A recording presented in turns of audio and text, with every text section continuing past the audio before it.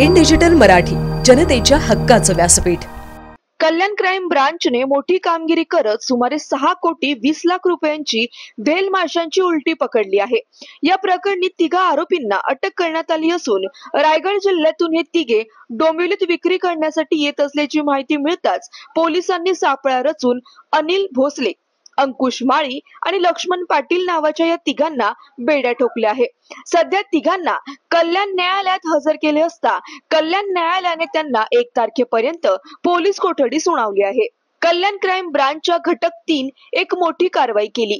सहाय्यक पोलीस उपनिरीक्षक दत्ताराम भोसले यांना मिळालेल्या गुप्त माहितीनुसार 3 इसम बदलापूर पाईपलाईन रोड डोंबिवली येथे मारुती सुझुकी कंपनीची राखाडी रंगाची व्हॅनगर गाडी क्रमांक MH46 BE 5426 घेऊन व्हेल माशांची उलटी विक्रीसाठी येणार होते।